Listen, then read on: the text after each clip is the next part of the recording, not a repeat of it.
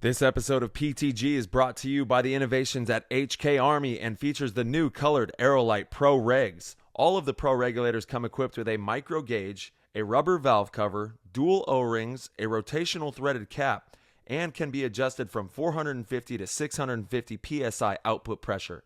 The internal pistons and spring design ensures that there will always be a consistent flow of output pressure, which gives you a more consistent and accurate chrono. The Pro Regs are packed in a protective exo case, machined, assembled, and tested in the USA, and are available right now on hkarmy.com. Head on over to the website and also be sure to check out the new 8845 Alpha Air Tank that is truly changing the game. Shop hkarmy.com for all of your paintball needs. This episode is brought to you by Lone Wolf Paintball. They are an amazing online supplier and have been around since the beginning of the game as Michigan's premier paintball field and paintball supplier since 1987. They are rapidly expanding into the online retail space and supplying everything you need to be the best paintball player you can be. They have got it all. Head over to lonewolfpaintball.com and shop all of your favorite brands. And they also boast amazing customer service and will have this out to you with same-day shipping, which is amazing. It's always nice to know that your stuff is on its way immediately so you can start to use it that very next weekend of play. Check out their YouTube, Lone Wolf Paintball, and their Instagram at Lone Wolf PB, and stay up to date with all of their deals and sales. Play the Game podcast is immensely honored to have them on board, and we cannot wait for you guys to check out lonewolfpaintball.com and become a part of their community. This episode of Play the Game podcast is brought to you by Dizana Sports Canopy Booths, and we are super excited to announce that PTG will be rocking a custom Dizana booth at all of the WCPPL events, and we cannot wait to see you there. Dizana also has a crazy deal for PTG listeners that allows you to get a 10 by 10 foot canopy and frame for only $700 shipped. Dizana booths use durable 1.6 inch heavy duty aluminum hexagonal frames, are fully coated to provide waterproof protection, use superior fabric construction, and incorporate full color dye sublimation printing. Get your custom canopy today at dizanasports.com and mention you heard about the deal on PTG to take advantage of getting your $700 custom booth right now. Click the custom tab at dizanasports.com and start designing your booth today. What's going on, PTG Nation? Thank you guys so much for tuning in. As always, we appreciate your support. We love you guys. We're so thankful that you guys love to tune in and rock with us. This episode, we have the young phenom Colton Doll from New York Wrecking Crew and the captain of the U19's Team USA squad. Colton has an amazing story and has been absolutely making waves in the game. So, without further ado, we're going to hop in the show. That was an insane inside move by Marcelo Margot. Great communication. And the crowd starts chanting Harmon. Great shot by all the guys. So Tyler Harmon saved that game. He came out with 2 wins. Marcelo Margot was on fire.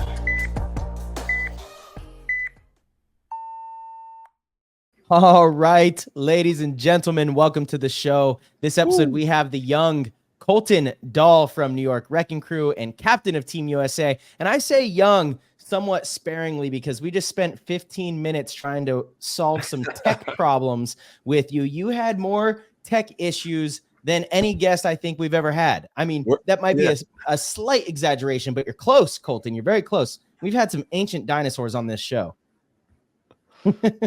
We're the boomers, bro.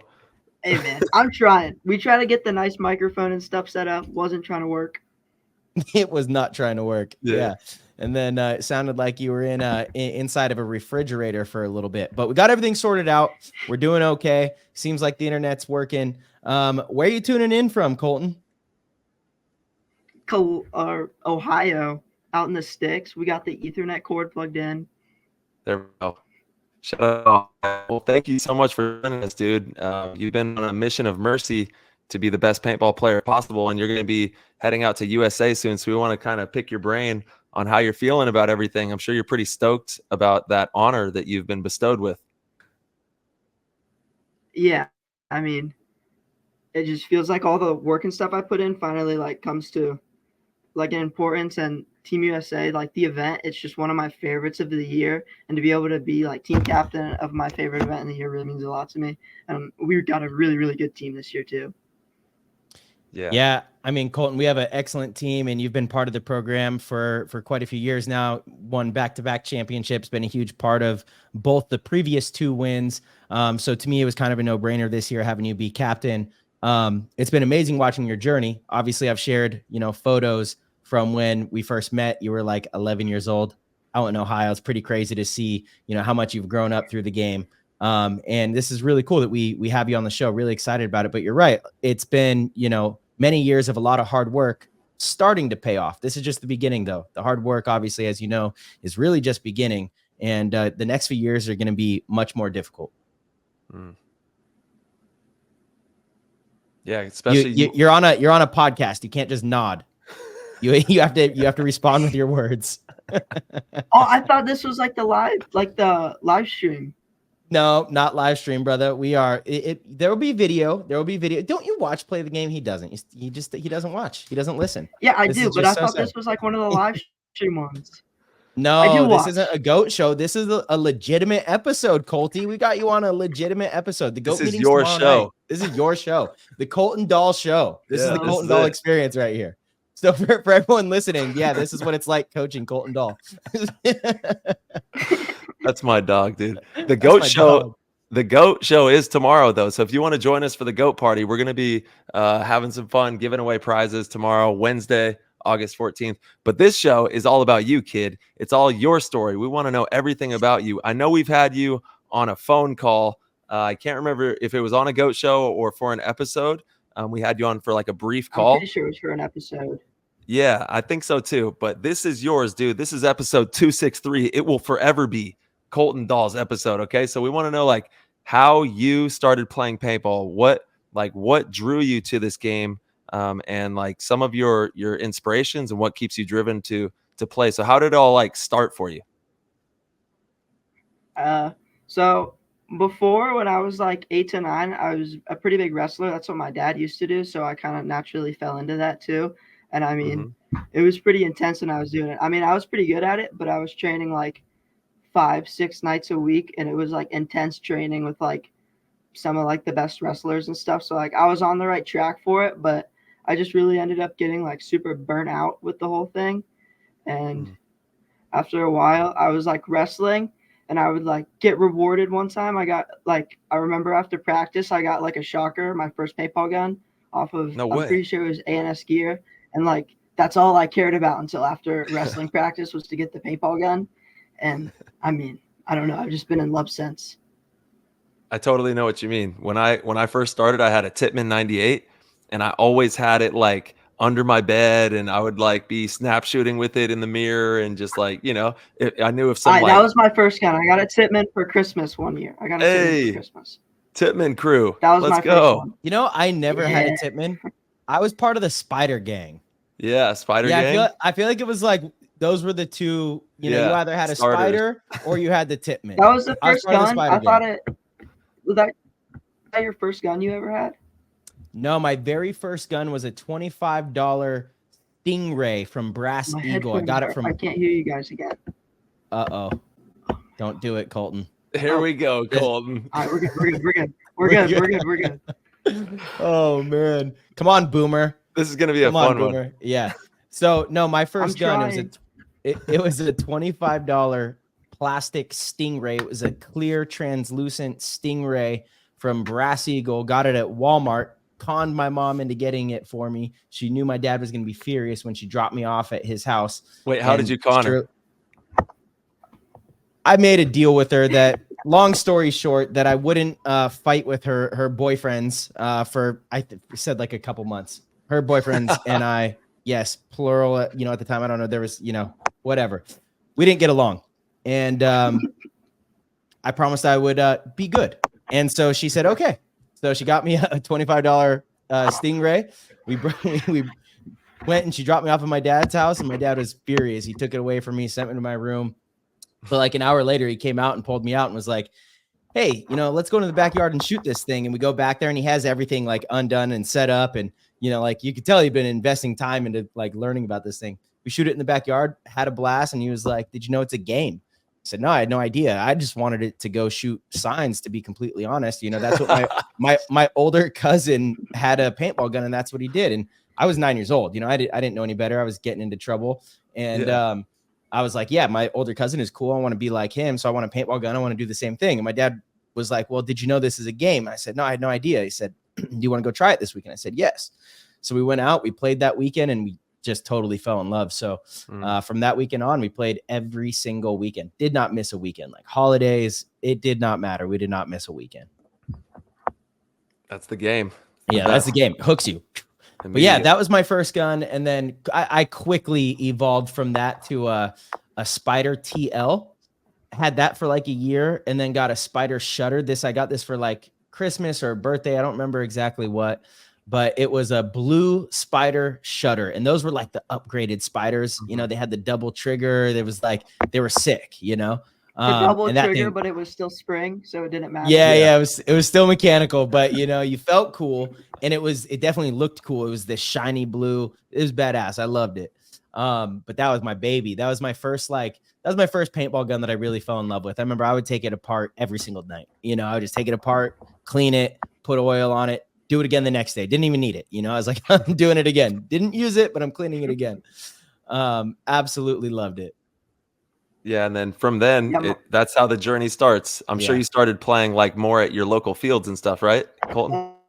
Well, I have a good amount of property at my house. We have a couple acres, and we have like our house, and then like behind my house is all like a big wooded area, and we're pretty good friends with both of our neighbors, so they don't mind if we use their property. And that's where I like really started playing like woods ball. I would dress up in like a big winter coat and get like heat stroke, but it was fun. Yeah, I mean, I started out playing woods ball too, and then I found airball after I think like a few months of playing in the woods, playing like rec games, big games, and then once I saw the airball, I was all in on the airball. So when did you after you started playing at your house, when did you see airball for the first time and like know that you wanted to play that? So when I got the Tippmann for Christmas, that was during wintertime. And then I was still wrestling when I had the Tippmann and stuff. And then when I got the RSX, that was like right before like I think it was like the state championship or whatever for wrestling for my age group. And we were like about to go to there. But by that time, I was just super burnt out of the sport and I wasn't having fun anymore. So instead of going to the state championship, me and my dad went to level up. And I didn't even play rec ball for the first time, I don't think. I like went straight to the X ball field. And one of the first people that I played with was actually Danny Schonauer. He was on a team called Cleveland Imperial back then. Yeah. And that was one of the first guys that taught me. Yeah. Yeah. Danny's the man. It's been a lot of fun having him on Dynasty this season. Although I hear that he's the one that taught you how to overshoot people. Oh, yeah. 100%. Undoubtedly. Undoubtedly. Damn it, Danny. Danny. Show an hour. Showtime. So, okay. All right. Talk us through that. So then, you know, you start playing at the local field with Danny. How long before I met you was that?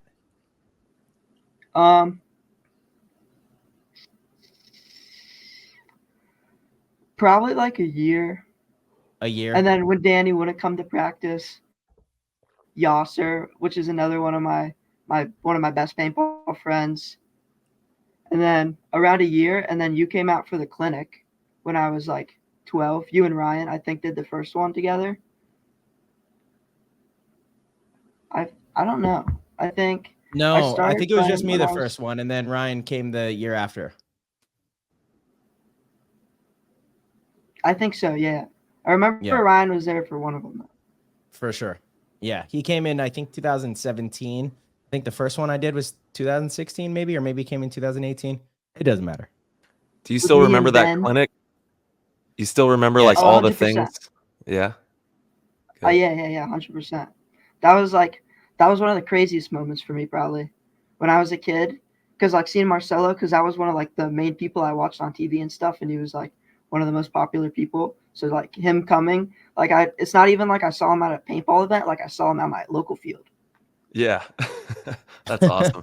I mean, I felt the same way when I saw this kid, though. It was like, this kid is 3.5 feet tall. The gun is bigger than him, and he's out here out snapping most of the people. Like, the form was good, the dedication was good, the attitude. I was like, this kid is a stud. He's going to be really good if he sticks with it. I was just so amazed. And then talking to his dad, just all the cool things. I think it was that first clinic that your dad offered me deer jerky that you had shot and killed. You know, he's like, oh yeah, Colton, you know, hunted this out. And I'm like, this kid's a little badass, dude. he checks all the boxes for sure. Yeah. That reminds me of when I was a kid, because same thing, Colton, my gun, like the intimidators that I was shooting when I just started, you know, around 13, 14, going pro, they were half the size of my body, you know, and you still have to manage it. Now, thankfully, they have like a bunch of gear that is tailored to smaller players. Yeah, a whole so bunch that, of small tanks and stuff. Yeah. yeah, And the yeah, it's guns good to see too. that. Some of like the new, yeah. When Mhm. I was like a lot younger, I would remember like I would run on the field and stuff, and if I put my gun all the way down, my barrel would drag on the ground. For sure. For sure. That's like a Sig Selly for some of the pros. Yeah. Yeah, they got to bend down to do barrel that. drag? You're just standing. The You're barrel just standing drag. there. Trevor Reeser did that for a little bit. It was pretty tight. I was like, oh, that's a dope one. I have the greatest idea for a Sig Selly. I'm so excited. I can't wait until the next event. Everybody stay tuned for the Sig Selly. It's actually not an You're not original gonna idea. share? No. What do you mean? Before it happens? Marcelo's gonna hit the dab. What? Is that what you're doing? Kid. That's it? I'm definitely not doing that. I can assure you. Yeah, I think that one's done anyway. That one's way That done. one's That is done. so old. It's as old as your internet. You got that. Hey, the boy went all out though. He got the Ethernet cable, dragged it up the stairs. It's running out. He's got a 1.5 mile cord running from somewhere, so we can have some Hell cable. yeah. It's running from the show because it's not bringing any Wi-Fi here. That's for sure. Hey, he's doing it. You're doing it, Colton. You did it. Appreciate So- it, Colty.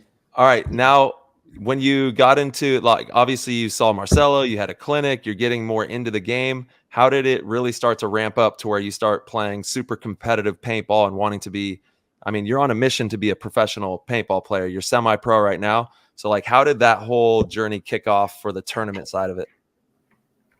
So I think in 2017, Grant Speakman, one of the local guys, he was starting like a D5 team, and I went and tried out. I mean, I was not good enough to be on the D5 team, but he gave me a chance, and I was on the team.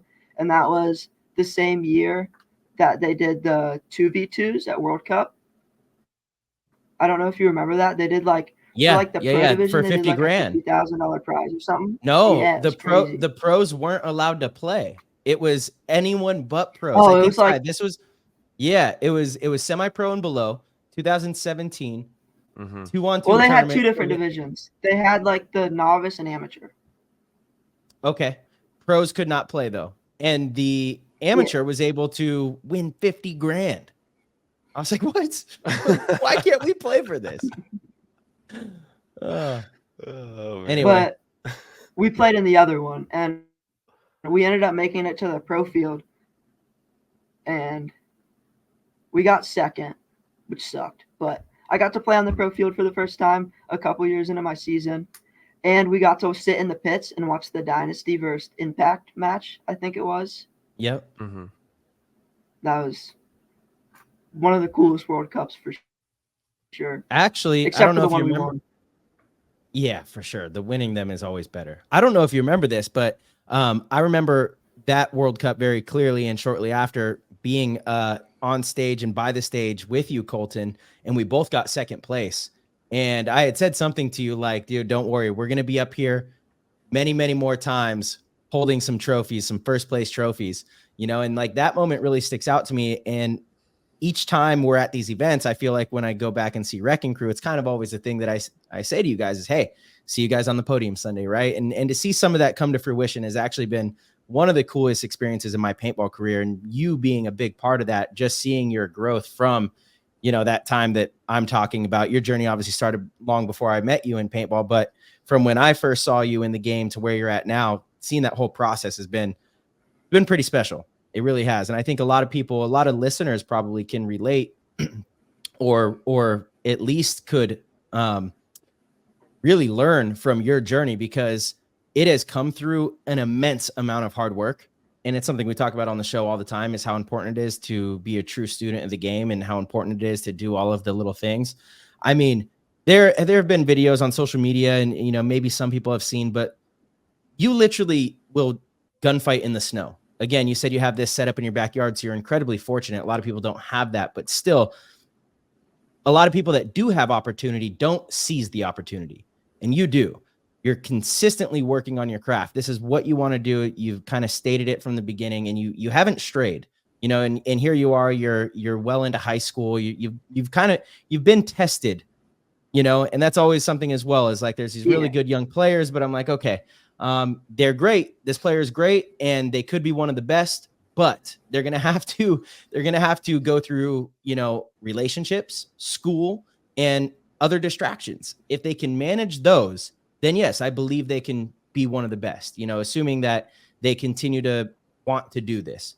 And so far you have stayed on that path, and that's a difficult thing to do, but the hard work is what has really, you know, you see each year your game just gets better and better and better. So talk to us a little bit about that process. You know, you have that 2-on-2 tournament, you guys get second place there. It's kind of your first experience at a really big event like that, which World Cup is massive, you know, and everyone is there. Talk to us about, you know, your mindset from that moment on.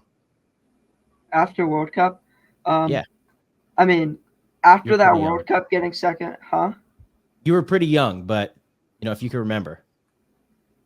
I mean, even then, me and my dad were still going to the field every Saturday and Sunday, but it just made me like want it a little bit more. I feel like it was almost a good thing too, because I could have gotten I could have gotten the first place at a young age and like succeeded right away.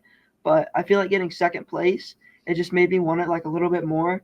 And I just recently got like all this stuff, like recently as in like 2-3 years ago, maybe got like all the stuff to do drills and stuff at my house.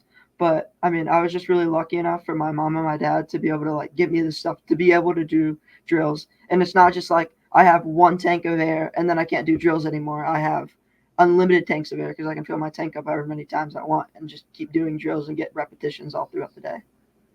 Sheesh. Yeah, what a blessing that is. Yeah, and it makes sense. I watched this kid consistently win gunfights. It's spectacular.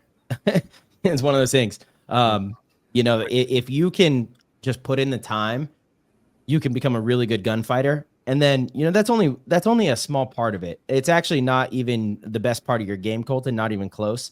You know, I talk about it, you know, on the show, you know, we've had this conversation on PTG many times, but gun skills are really important, but you have to have the mindset and the IQ to know when to gunfight, how to gunfight logic, gunfight rhythm, you know, understanding your opponent, decision-making, making moves, and understanding fills and zones and all of this stuff. And that's actually the best part of your game.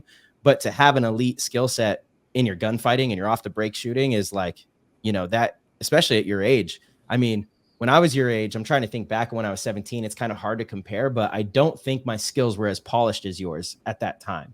You know, I worked on it pretty relentlessly. I thought that I was, you know, doing all the things, but like, I see you make certain shots that I'm like, whew, that is a shot, you know, that is a shot. Do you think some of that might come from having a little bit of a background or growing up like hunting? I would say so. I feel like, voice crack. It's okay. Puberty happens, you know. I mean, I've been shooting guns my whole life and I've been pretty good at it. There's a shooting range like right down the road from my house. Before I even played paintball, my dad would like enter me in these competitions against like these old people and I would win all the money. No way. Dude. I've been shooting like my whole life. Yeah, totally. It makes sense. I definitely say it transfers. Yeah. Wait, how much money did you win?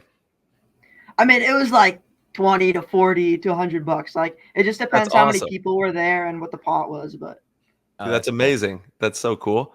Yeah, of course, that's going to absolutely help your skill set. And it's all mechanics, right? When we really start to break it down, it's like, are your mechanics really good? And then like Marcelo said, you've got to have great logic and decision-making and wherewithal to understand what's going on in the big picture, to ask yourself, like, is this the right time to do these certain situation moves or whatever you need to do? So you've been able to marry those two because you've been with such a great camp all the way through. You've had people supporting you. You've had I mean, Marcelo's been in your corner since you were just a kid.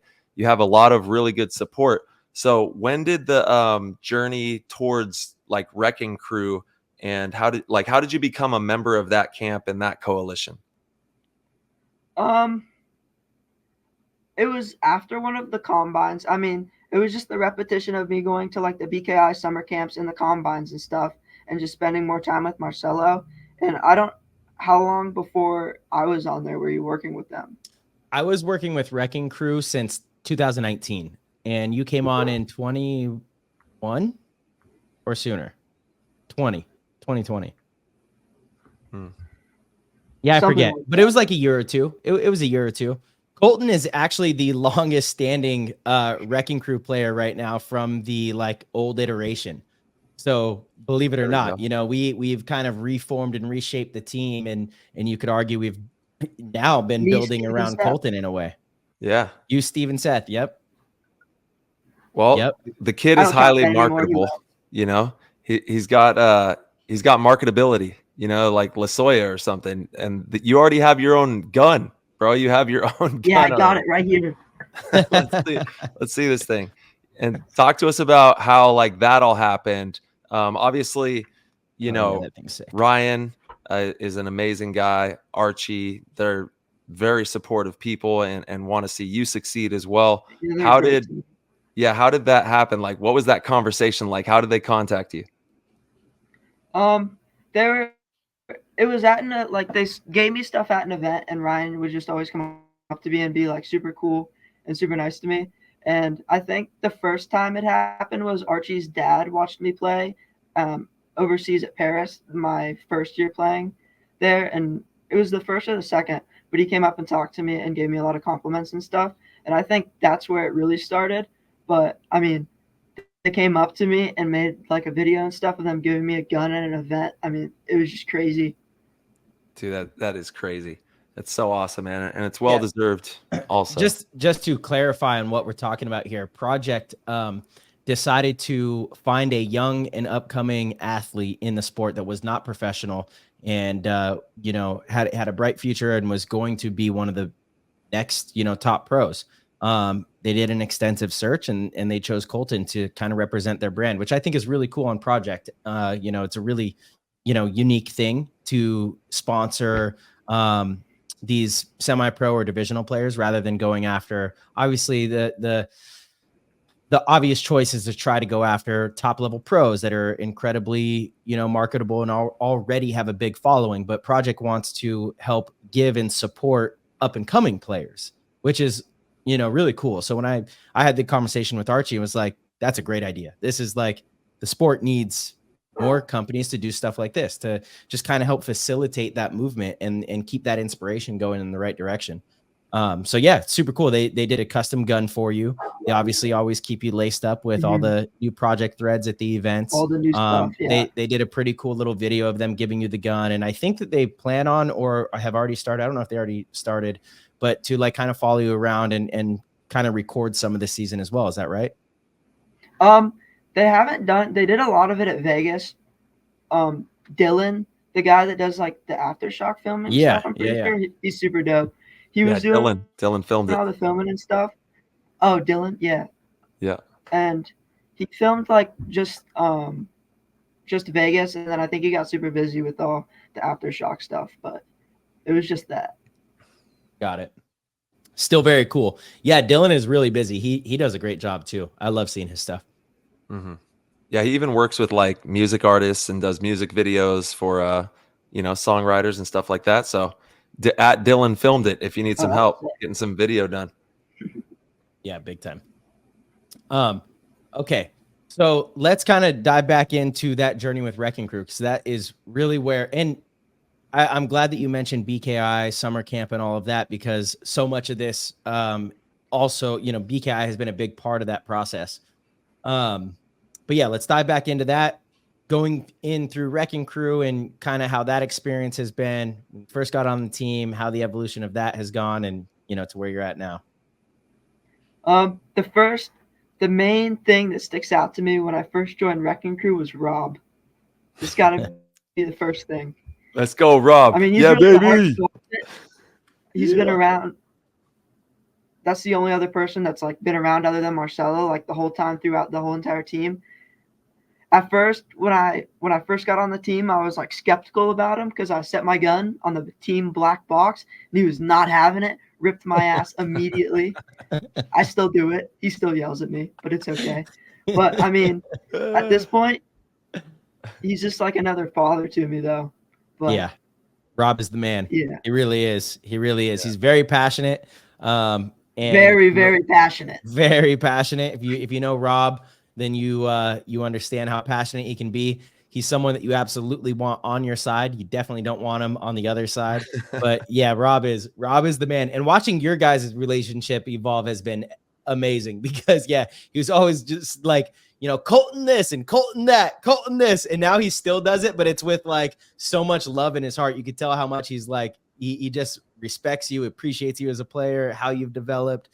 And I mean, Rob is fantastic, but he still yells. He's still pretty damn crazy. I know he's going to listen to this episode too. What? Oh yeah, he's having 100%. fun. Oh yeah, 100%. He's coming to the Team USA practice. Yeah. He told me. I'm really excited for that. Yeah. You guys have practice this weekend all together, right? We do. Yeah. Nice. Yep.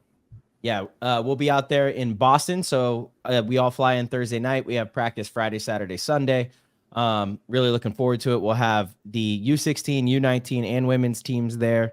Friday will be mostly just drills and stuff amongst ourselves to really like hone in on the fundamentals and keep it competitive. And, players are going to be trying to kind of earn spots essentially. We got to earn the starting five and earn, I don't know about starting five, but you got to earn reps, I think is a better way to put it. And then Saturday we'll do a mix of that and probably play some like full points against each other. Do we know who we're playing against? Oh.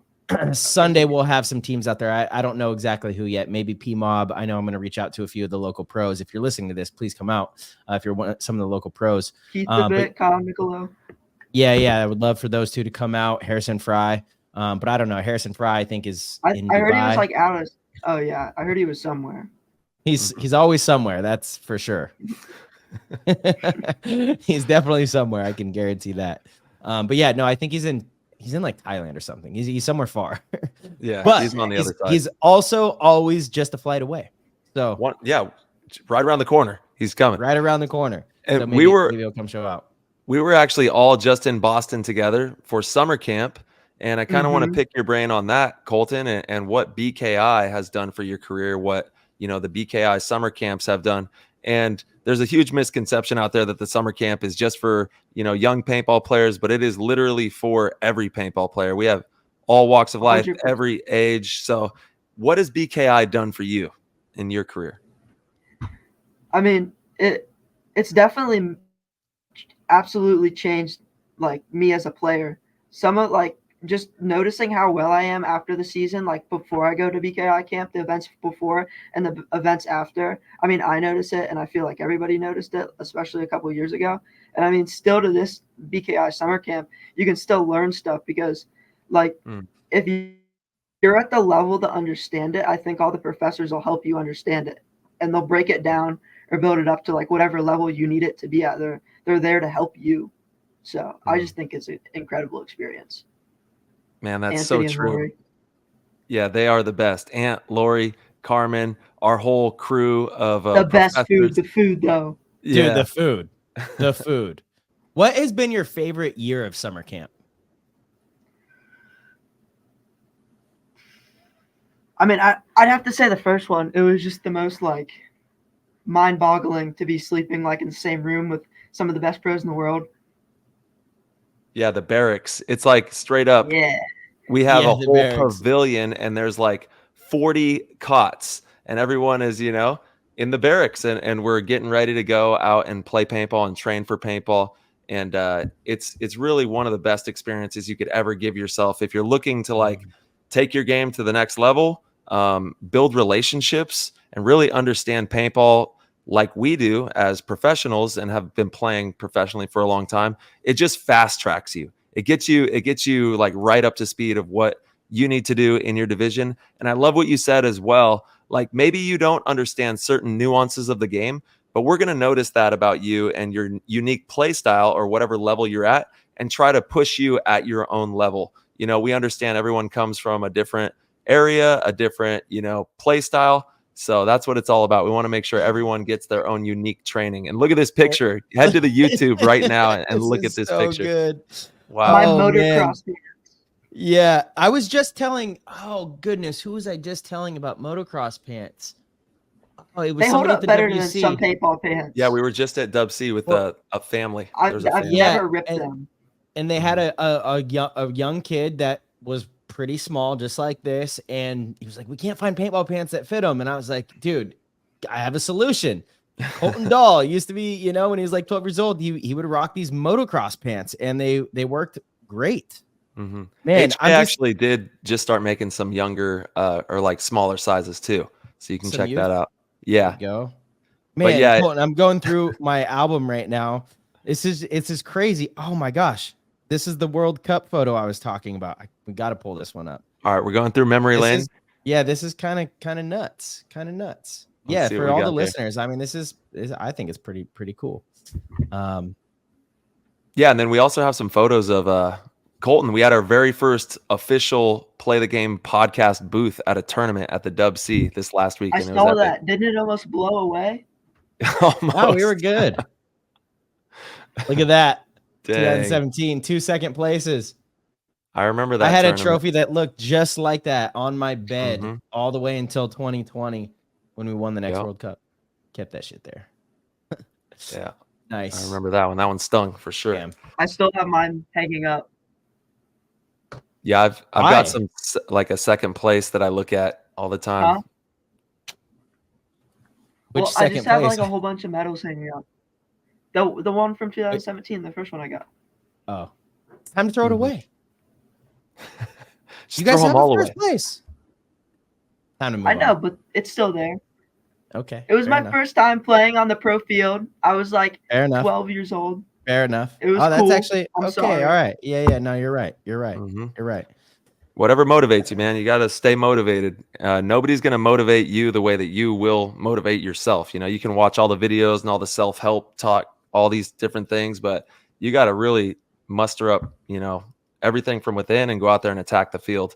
But back to what we were talking about BKI.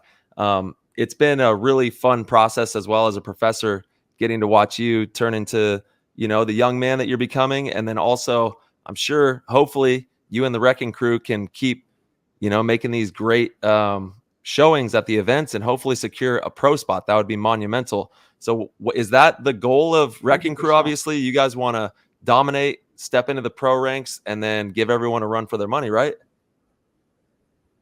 I mean, yeah. I mean, that's like where 100% of my focus is. That's the goal with the boys. We're gonna get it. Let's go. I mean, we're in the spot too.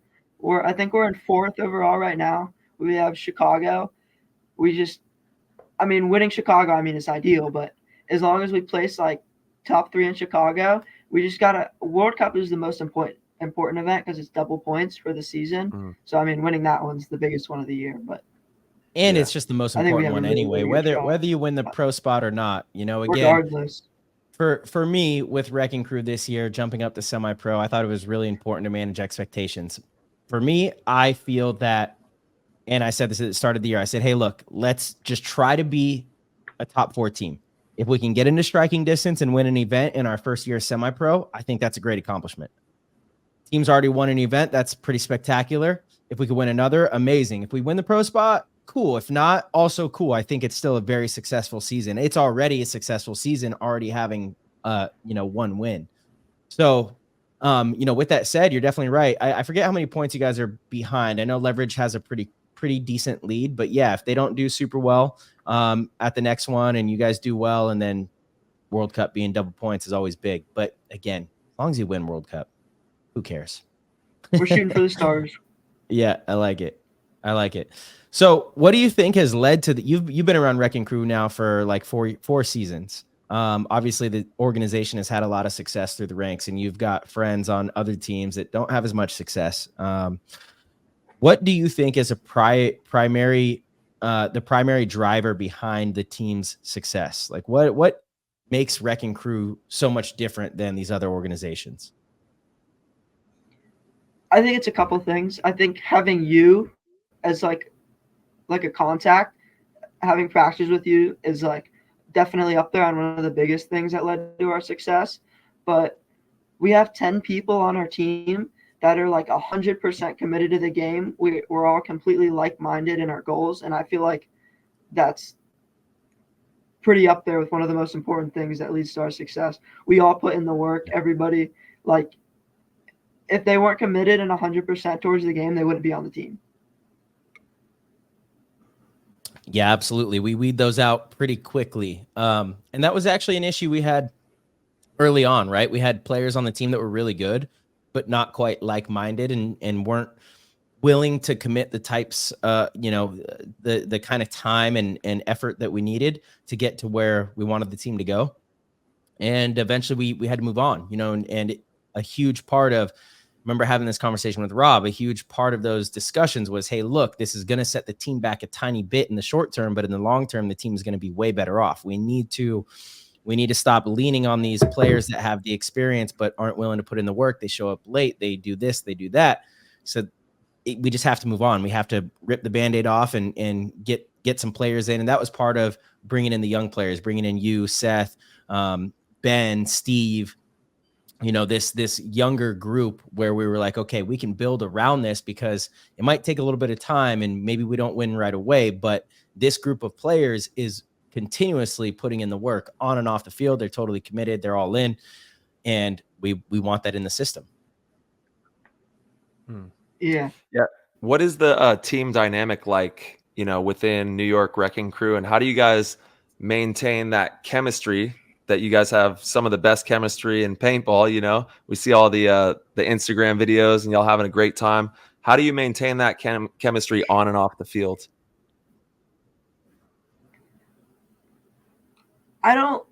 There's just like something special to it. I can't really put words to it, but I've just been around the guys for so long that they're like my brothers. Like, they just feel like family to me. It's like, I don't know. It's like a brotherhood.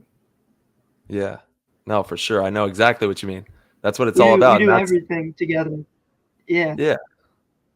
That's what championship teams do. They're together and they have each other's backs through thick and thin, no matter what. That's what it's all about. That's awesome.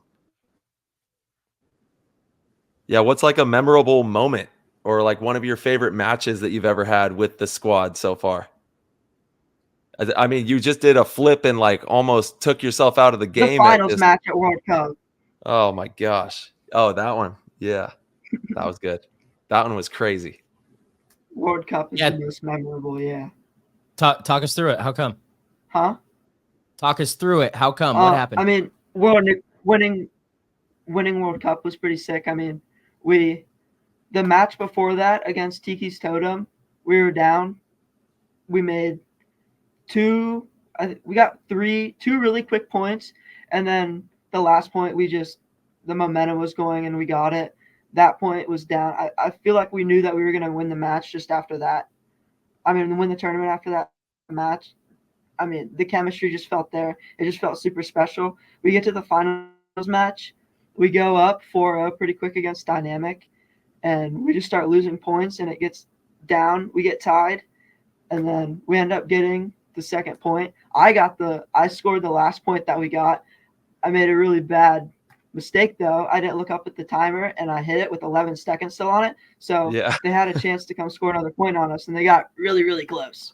Yeah, they did. That game was insane. Yeah.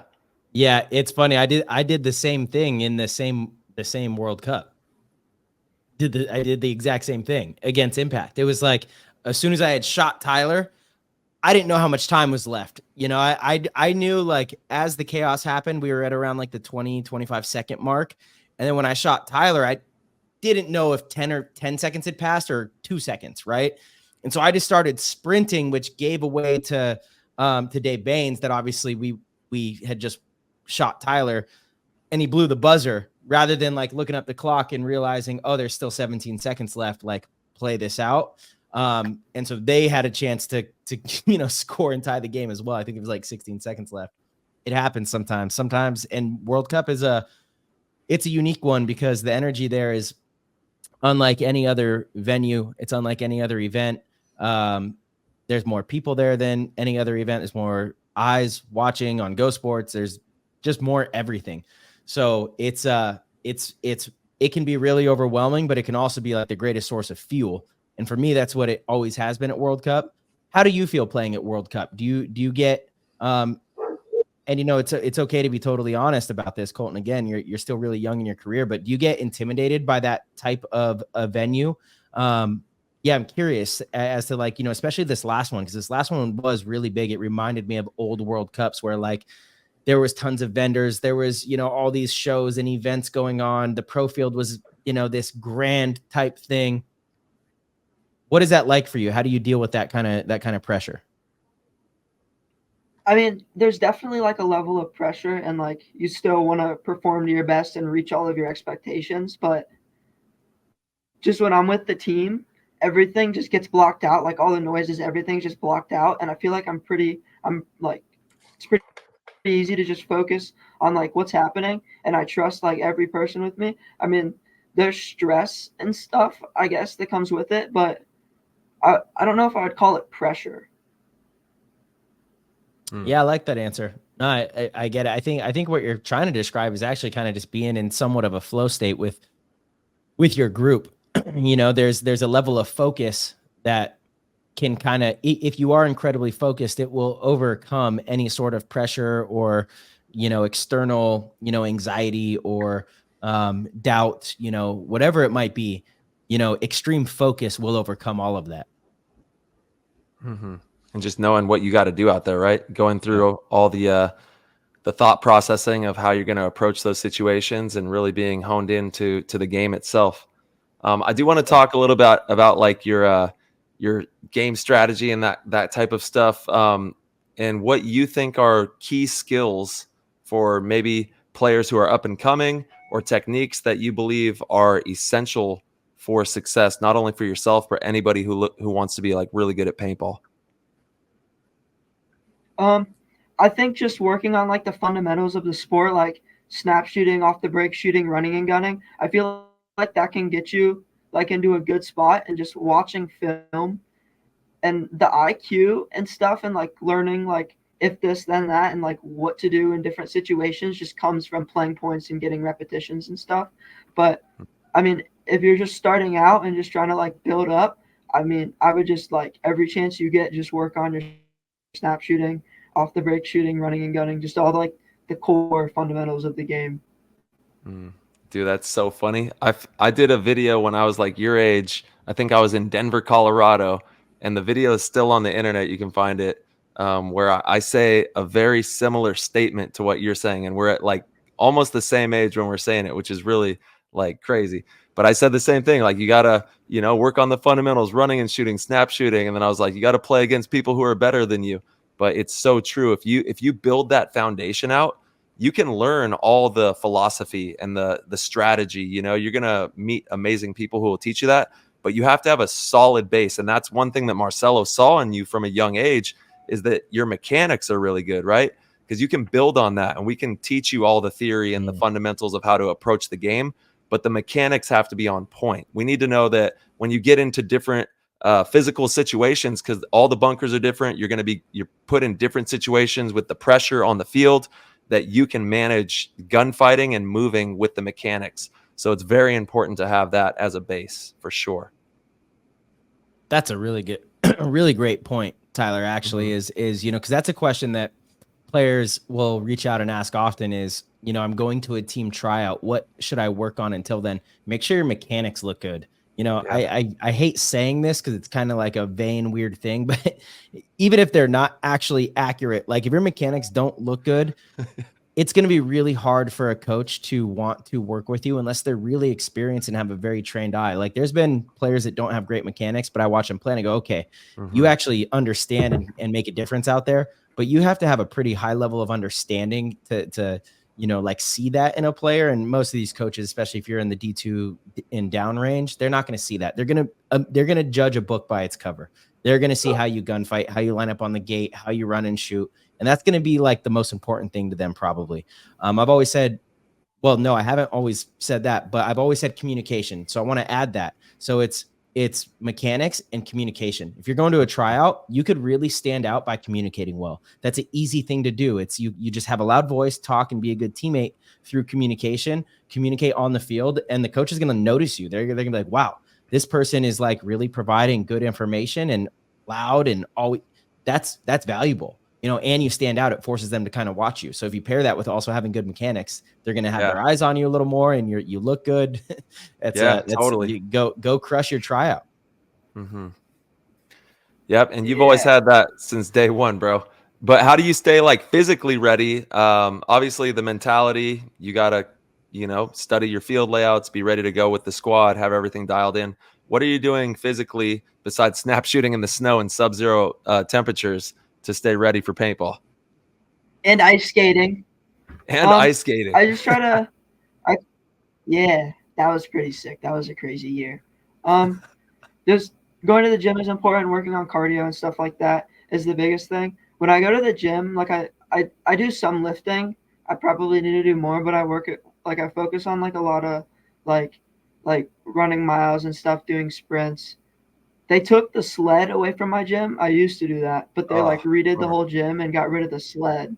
Yeah. Yeah. I really like the sauna. Mm-hmm. There's huge health benefits from that, and obviously ice baths. Doing as Marcelo, knees over toes, I think is the one that leads like the sled militia, right? Yes. Yeah. Knees over toes. Ben Patrick. Mm-hmm. Dynamite. Yep. We got to get him on the show someday soon too. He's amazing. Yeah. That'd be epic. Yeah, you definitely have to stay physically fit as well. It's one of the most difficult physical games you'll play. If you ask anybody, they don't really realize it until they play, but then after they play, they're like, man, I'm sore. I'm more sore than I've ever been, ever. After playing paintball. It's physically demanding. Yeah, and some the locations too, you can't prepare for them. Like Florida, we just had a practice in Florida, and like I knew that it was going to be hard, and I felt like I did like a good amount of like running and trying to keep up on my cardio and stuff. But when we got to Florida and the humidity and heat, like I felt like it didn't matter at all. It was wild. Friday in Florida, this is like 2 weeks ago that Colton's talking about, was so hot and humid. It was some of the worst conditions I've ever tried to play paintball in. It was up there. It was like in the top 10. And I've had some bad ones. Thailand, World Cup, like 2009. There's a list. And this was like, we got out of the van and I was like, whew, okay, this is going to be brutal. I'm usually pretty hard-nosed in the coaching, and I was like giving them long breaks. I was like, look, I don't want you guys to die today. This is bad. Yeah, that Florida weather's different. Totally. Yeah. Colton. Go ahead, Ty. Go ahead. I was just going to say, where do you see the future of like paintball heading? We've had some pretty big developments going on here. And where do you see New York Wrecking Crew like in all of it in the future of the game? I mean, the goal is to go pro and get a pro spot and stuff like that. But outside of it, I mean, getting it into ESPN and stuff like that, ESPN, I mean, it definitely opens it up. I think we're getting like good views and stuff. If it can get onto like a bigger platform, and then just getting like bigger companies back into it and stuff that can sponsor it and just making it like a bigger thing and not making it seem so aggressive, I guess. Because like some parents don't want their kids playing it because it seems like guns and stuff, but hopefully when it gets on like ESPN and it shows like the other side to it, it'll open more people up to it. Yeah. Well, it's funny because those same parents are letting their kids play Call of Duty and, every gun game under the sun, which is ironic. It's like even the Olympics, they have shooting sports. I mean, it's a thing. And paintball is one of the safest sports in the world. So hopefully that's something that we can move through. They ski around with guns on their back. Yeah, I know. So we got to break that stigma as well and really start to pave the way for this amazing game, because it truly is one of the most amazing games in the world. The sport is extremely difficult. You have to be very tactful. You have to be a great communicator, great teammate. and really, be selfless. I mean, at the end of the day, when it comes to team paintball, you got to be selfless out there for the squad. So I'm hoping, moving in the right direction. We did just get some great views on ESPN. So hopefully that traction will keep moving forward. And then Marcelo and myself had a pretty awesome conversation this weekend about some cool developments as well. So there's things that are really looking positive for our sport to grow it tremendously in the next 5 years, I would say. That's what we need. That's awesome. We got to keep it pushing, Yes. man. Yeah, for sure. Colton, talk to us about some adversities that you've faced up until this point. And, again, obviously you're still very early in your journey, but what types of things, it could be, on the field, off the field, have you faced that you've had to overcome to get to the point where you're at now? One of the most notable ones was just my height at first, just being way smaller than everybody for a while. It definitely held me back because I couldn't have all my paintball gear and stuff. Like the first time that I was able to wear like an actual pair of paintball pants was insane. That's one of the more memorable times in my career. But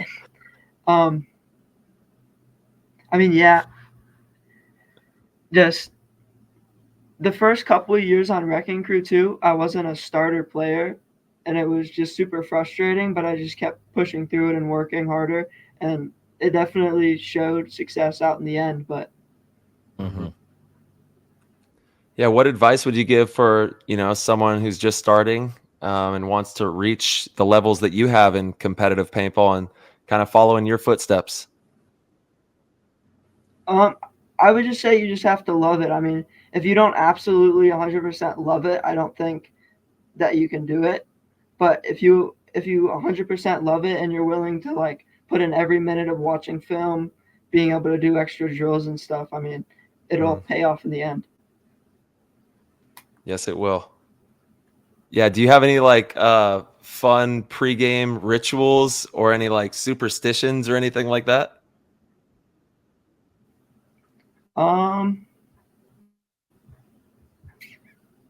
I used to have my tank dangle and then it broke. I would say my Glock BD that Steve has, that's the most important thing. I got a hole in it and I started freaking out because I thought I was going to break. Steve came in clutch with a new one, but that's definitely one of the most important parts of my gear is the Glock BD. For sure. Yeah, the headgear, can't mess with that. Let's go. No. That's funny. What are some things that you enjoy doing outside of paintball, like when you're not having to train or go and play? What do you do outside of the game? Normally, if I'm not playing the game, I mean, we're just coming off of summertime, so I'm starting school back up. But I just hang out with my friends a lot outside of paintball. I just hang out with my friends. We do a lot of hiking and stuff. We try to go explore new places and stuff. There we go. Nice. I don't play any video. I mean, the only video game I play is VR paintball. I play it every single day. I'm on a VR ML team. I mean, I would say my other hobby outside of paintball is virtual paintball. I love that. I need to find a way to make space. I have not played the VR game in a bit, and I have this laptop here. I need to start playing the paintballers game. Yeah, I need to get back in the action. Virtual, baby. It's live in there. Yeah. The live virtual action. paintball 100%. game is so sick. As soon as the layouts drop, people upload the layouts into the game, and they've made a whole bunch of new updates and stuff. And I think the bunker sizes and stuff are getting closer to realistic. I mean, I use it to walk fields and stuff. Absolutely. It's so good for walking fields. I also use Guns Up, which is really good, but the video game is great because you could actually kind of shoot and you got your gun. I think it is really good. Do you think that getting those reps has helped your IQ of the game? I would say 100% because when you play just with random people and stuff on the game, in the regular lobbies, it's it's pretty fast paced because everybody's just running down the field. It takes the fear factor out of it of getting shot. But when you get into some the tournament stuff, it's pretty realistic to paintball. the game slows down. You have to use a lot of communication to figure stuff out. And I think it's just extra reps that you can like tap into while you're on the field to like get different shots. Like one of the World Cup layouts, or the World Cup layout, the one we won.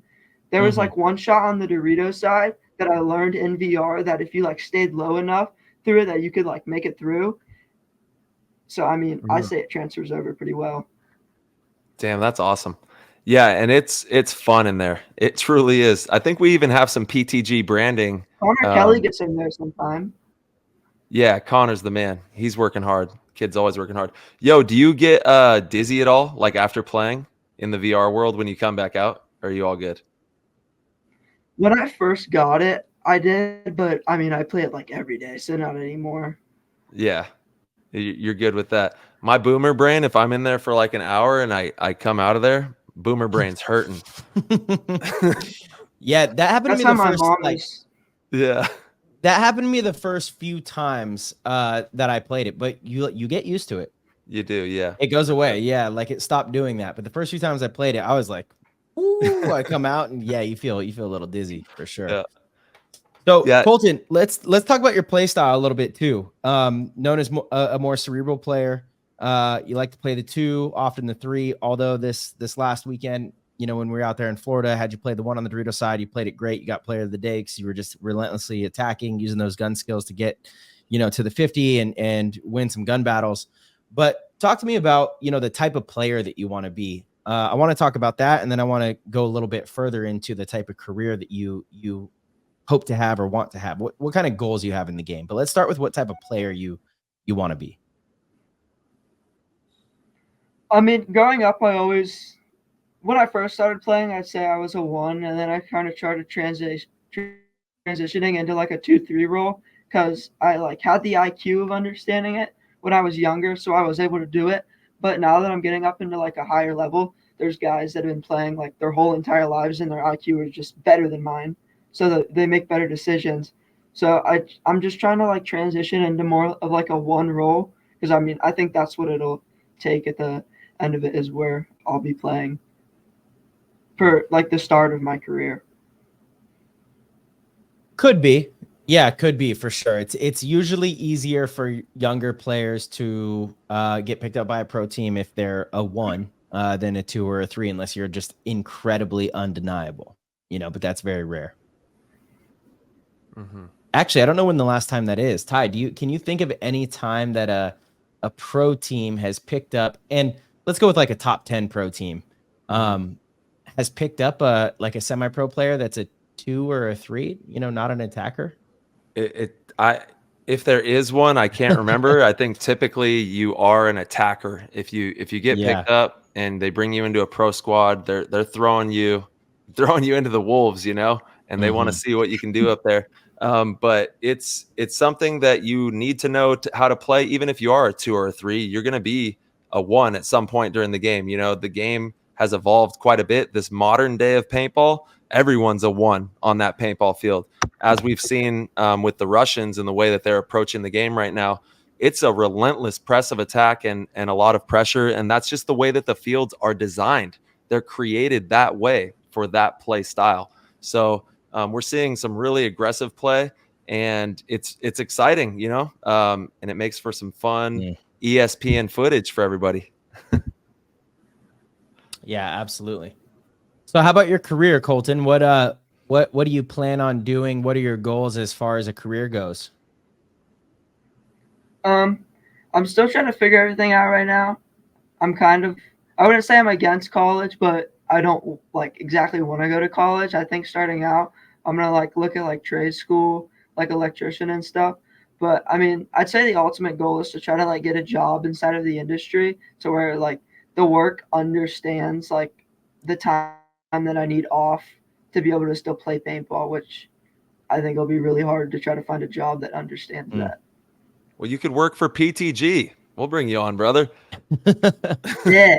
Hopefully we get to that point. That would be pretty incredible. Yeah, that's next level stuff right there. Yeah, 100%. Yeah, and you're right.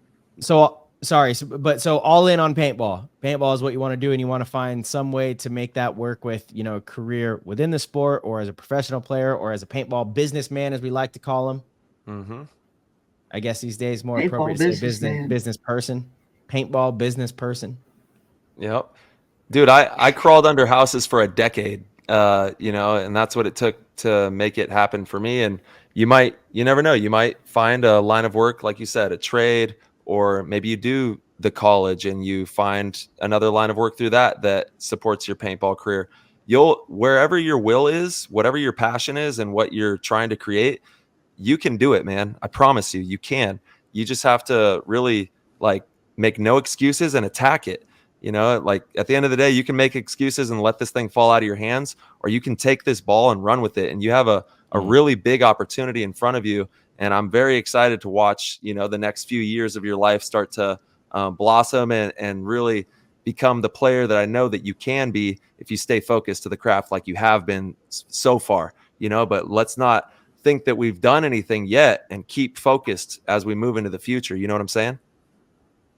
Yeah, 100%. Yeah, absolutely. Well, what do you say? I know we have some Discord questions here. Oh, yeah, we do. Those? Yes. Let's get into those. All right, I'll go first. We got Mark Paris. He goes, Colton, what was going through your head as you yeeted yourself over the other team's start box to hit the buzzer and score one of the fastest points ever seen? Would you do it that way again, or what is the new strategy to scoring that fast? I don't know what the new strategy to scoring it faster is, but what was going through my head? It's a little blurry after it. Yeah, literally, just send it. I don't remember the first couple steps I took before I hit I don't remember hitting the button anymore. It's a little fuzzy. Yeah. So for the people that don't know, you, like we said, fully sent it, went all the way to the buzzer in a matter of seconds. How many seconds was that? I think it was an 11-second point. In 11 seconds. Steve wanted me to shoot off the break to try to get our interior guy, their interior guys' guns off so we could make it into the snake. So Splitty could go down the snake side, which worked, but I saw an opening and I took it, and it just ended up working out. Yeah, it did. It didn't work out for your back though. What happened, dude? You hurt your back, right? You legitimately injured yourself. It was more my shoulder. I still feel it in my shoulder. It just I can't really lay on the shoulder completely, but it was it was my back, my spine, and my neck never really hurt. It was just my back and my left shoulder. You full scorpion. That was full scorpion. Oh man. Well, I'm just glad you're okay, dude. That when I watched that, I was immediately I got to check on this kid. Is he okay? But thankfully you're all right, and you got the point, and you were the hero. You were the hero right there, dude. All right, we got Papa Sosh. Papa Sosh took Verb's question tonight. I know. I was going to say that. That's funny that you grabbed it. Papa, he says, Colton, favorite food and favorite place to eat it. Also, this one's a no-brainer. Oh, continue. He also wonders, does paintball hurt, or does it not hurt for you? If you're in a flow state and all you're focused on is winning, I wouldn't say it hurts. But sometimes at practice in the winter, paint's really cold. It definitely hurts. Favorite food and restaurant is Denoy, right down the street from Roque's house. Let's go, Denoy. So good. Nice. Good call. There we go. Dude, Denoy's amazing. I haven't been to Denoy in way too long. I need to go back to New York with Roque just for that. Man. Bring me with you. Yeah, let's go. Okay, UTD Justin wants to know, Colton, paintball can be consuming, especially for a young man with talent trying to make it. What are some distractions you have, good or bad? And what are some other hobbies you're interested in? But you already answered that part. So what are some distractions? Distractions? Yeah. You have outside of school stuff. Friends and stuff wanting to do different things. But all my friends are pretty supportive of it, and my parents are supportive of it. I wouldn't say I have any very many bad distractions. Everybody in my life is pretty supporting of what I'm trying to accomplish. It's amazing, man. Yeah, I love that. Well, keep it up. Don't let any of these shouties take you out the game. You know what I'm saying? You stay strong, stay focused. You're in high school, That's just it comes with the territory, but you gotta make sure you stay focused on your mission. Nothing gets in the way of paintball all the way through. All right, Never. yeah, let's go. All right, let's see. We got quite a few people in here. Thank you, everyone who taps in on the Discord. If you haven't already, join the Discord. It's where it's at. Young Stevie's being outlandish in here. Let me just say that. Oz born for this. Colton, any advice for teens getting into more competitive paintball? Also, any beginner drills you would also recommend for them? I'm sorry, it cut out. What did you say again? Like the first Any part. advice for teens getting into competitive paintball, and then some drills for them as well? I mean, I just got super lucky with my parents being able to support it. I mean, just the supportive parents thing is what's been one of the biggest things for me. But I mean, I kind of already answered the question. Just like working on your fundamentals for just starting out is just super important. Like Marcelo said, like trying to get picked up by a team. As long as your fundamentals look good, you're probably going to have a pretty good chance of getting picked up. There we go. Yeah, I like that. Oh my God, Steve has multiple wild in. I'm like, okay, I can't read that one, and then I go to young Steve again. Oh, I'm reading it. We one. should read the first one. We should not read the first one. Sorry, kid, not happening. Oh, Steve. Steve. OG Colton. Any advice for a dad to help get my two boys involved in paintball? They are 10 and 5 and both scared to play, even though I play. Love this question, actually. I mean, if they like coming to the field and hanging out and stuff, I would just like let them. I wouldn't try to force it on them. I feel like wrestling is a good example, even though it wasn't the same sport. But I figured me and my dad figured out at an early age, I guess, that just like the repetition and him basically forcing me to do wrestling pushed me out of it, because it wasn't my heart that was in it. It was his at the end of the day. But if their hearts are in it, I mean, just starting out, I mean, they're super young. I mean, the jelly ball guns are pretty sick, I'd say, for starting out. Some people say that 50 cal is better for starting out. I've gotten shot with a 50 cal before. I think it hurts a little bit more. Really? The sting. Whoa. Yeah, because they like don't break. You get hit, and it's just like getting hit with a little rock. Interesting. Yeah, we actually talked about how important the paintball is, of course, as well for that. Those like first experiences, making sure invest in a good paintball so you don't get lumped with a solid one. All right, I really like this question from Fab, and I think Fab is like one of the he's one of the VR guys. Yeah, that's right. That's right. Yeah. I was just gonna say that. So shout out to Fab being in the Discord PTG world. He says, Colton, what's the general consensus about paintball amongst your young peers at school? What do they say when you tell them that you play at such a high level in this game? I do online school, but my school, because I live out in the country, I mean, I basically know everybody because I went to school up until 9th grade. But, I mean, they don't really say anything about it like too much. I mean, they all think it's cool and stuff. My friends think it's pretty cool. They watch some of the episodes and stuff and me play. Yeah. But I mean, they don't think it's like anything like crazy, but well, we're working on that, man. We're trying to get it to where they think it's something crazy cool with the more outreach that we're doing with the paintball game as a whole. Yeah, I mean, they have to absolutely love, like, when you go overseas, though. I mean, that's so cool. That was always the wow factor to any of my peers was like, what? You just went where for paintball? Yeah. That's crazy. Get on Snapchat, send up pictures of the Eiffel Tower to the girls. Yep, there he goes. That's that man. That's that man. Let him know. Let him know. Okie dokie. We're moving on. Rob Laro, our man, Big Rob. Let's go. Big Rob wants to know, Colton, how was it when you first came to New York Wrecking Crew at such a young age to be propelled into the New York attitude? P.S. He's now the king of attitude. I mean, straight off the bat, Rob was always yelling at me, but we worked through our problems. And his driving, my God, his driving. His driving's nuts. He said we worked He's through one our of like problems. he's one of the best. He's one of the best drivers I've ever met. But He is Oh, an man. insanely good driver, but it's like an aggressive good, you know? It is New York. It is Yeah. like the definition of New York talent, you know? He's ripping through the streets. Oh man. in the Oh, big old man. 15-passenger van, Yeah. we'll like go to a toll stop and it'll be like inch gaps, and he's just weaving. Yeah. Yo. Like it is crazy to me the confidence he has to just rip it.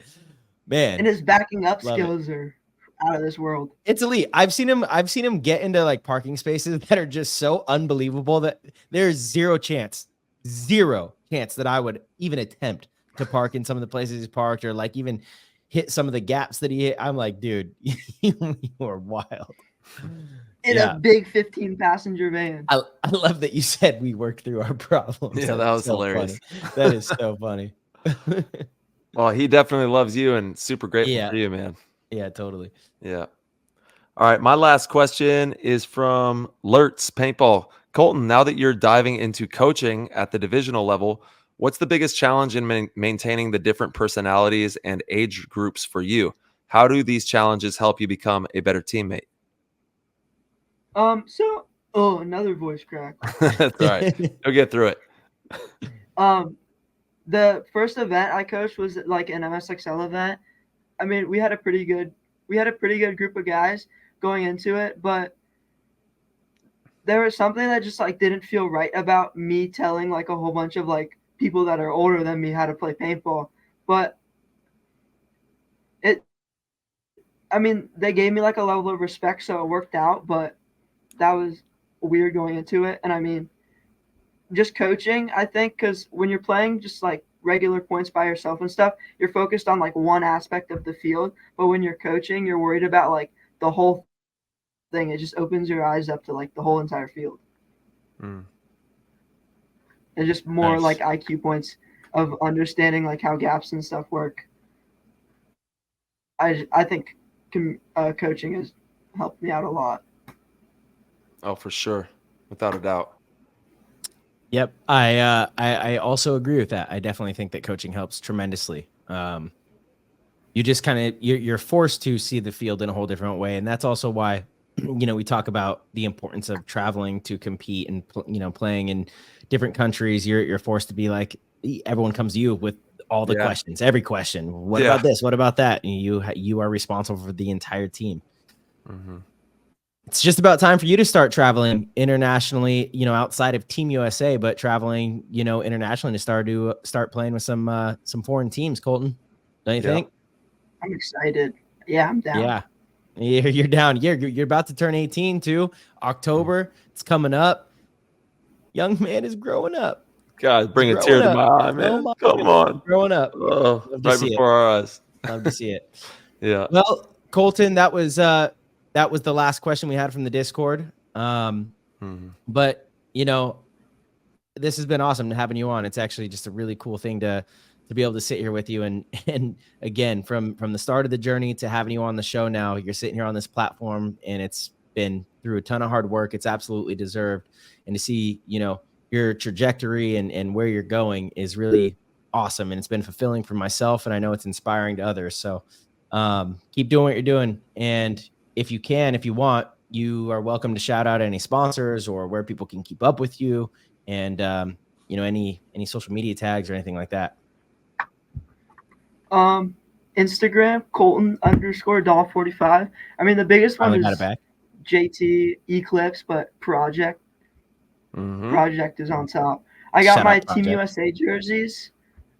Those are going to be for sale soon. I got the Project logo on them and stuff. I think I have 10 of those. I didn't get mine yet. There we go. Look at that young mogul.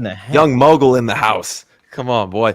Yeah, man, I'm super excited to watch you guys play out in France here very shortly. Couple weeks till you guys are going to be out there defending the title. Before you go, I want to ask you about that. How are you feeling? You excited? What's going on in your brain as you? I'm really, really excited. We're going out there. I think we leave on Friday. We're going to spend a couple of days with my grandparents, and we're going to go see the Louvre. We're going to go to the catacombs, and I think we're gonna go to Normandy too. Nice. And There then we go. we're staying in a pretty cool house. Tommy Hawkins, one of the teammates on Team USA and Wrecking Crew, we have like a house in downtown Droogs. It's like a super cool spot. I'm really excited. Yeah, man, it's going to be a great event. The field is a lot of fun as well. I got to play on the layout, and I think that it's going to be pretty exciting to watch that layout as well. The Dorito side, a lot of dense Dorito moves over there. I think you can drop down low and get down that side of the field pretty quickly with all the big bunkers in the middle. And then the beam that connects the two middle bunkers is going to be interesting, having a player crawling back and forth from those big bricks that are in the middle there. There's two snakes that are right next to each other. So it's going to be pretty active, I think, on that layout there. There's not a lot of shots off the bridge. Yeah, what were you saying? Mm-hmm. No, yeah, I actually want to ask you one more question, and it does pertain to Team USA and playing over in Europe. But to your point about there not being a lot of shots on the break, it's an interesting field because from the back center, there's like only a couple, but you can shoot all the spots. You just have to do it from like interior spots. You have to get creative with where you stand, you know, which is, these are like complex fields that, you know, a lot of the divisional players will look at and they say, oh, you can't shoot anything on the break. But if you take it a few steps further, you can. Like we were out at practice and we found many ways to shoot different spots, you know. Yeah. But Colton, before we let you go, I do want to talk to you about that. One last thing is, can you explain the difference of playing overseas? Like what has it been like being on Team USA and winning over there the last 2 years? Where does that rank in comparison to some of the other victories you've had, and why is it so special? The first year of Team USA, I mean, all the years of Team USA come pretty close second to the World Cup win. I don't have anything other like international experiences to compare it to, but just the location that that event is at, there's like a big big stadiums, and there's like a big concrete like overhang, and it just like echoes throughout the whole entire field. It's crazy. It's crazy. Like, by the time there's people everywhere yelling, it all just echoes through. And it's like an all turf field. Just I don't know how to put it into words. Just like the energy that's there is just wild. Yeah, it is. Last year was, the way to put it. I mean, last year was one of the all-time greatest memories I'll cherish for the rest of my life. Like having every single squad win, and the way that it ended for the pro final at the end there, because it could have gone either way. The Brits had us, man. We had 1 point down with like 20 seconds, and then we knew that everyone else had already won. So it was like, no, it's on you right now. You know? Everyone else had already won. Yeah, we almost totally fumbled the bag. Yep. And then I'll never forget that huge huddle that we all had, you know, out there on the field with every member of USA. We were all jumping, going crazy. It was like, that will be one of those memories that I'll cherish for the rest of my life. It was one of the greatest of all time. Absolutely. For sure. Yeah. Well, dude, can't wait to watch you out there. Keep us posted. Everybody tap in on the Instagram. Follow Colton on his journey. Go follow him over there, and we'll be rooting for you, dude. Can't wait to see you kick butt out there, man. Thank you, guys. Hell yeah, Colton. Yeah. See you soon, buddy. All right, brother. Peace. See ya. Peace. All right, everybody. Thank you guys so much for tuning in and listening. If you enjoyed the show, please head over to ptgpaintball.com. Click the orange Patreon link in the corner and support the show. We greatly appreciate it. We have tiers as low as $1.99 a month. That is nothing, guys, and it'll give you access to the Discord, where you get access to the players chat and get to mingle with the entire PTG community. We have tons of different pros in there. Tyler and myself are very active, and it's an amazing way to support the show. We also have amazing other tiers. If you want to be one of the best, want to be a GOAT, sign up for the GOAT tier. It's the greatest way to support us, and each month we do a private live stream show, one-on-one kind of thing, to where it's just the GOATs, and Tyler and myself will bring in some special guests every now and then, but you get to ask us questions in real time, live on the air, and you get lots of inside juicy news that we don't share on the show. So, as always, we will see you guys very soon.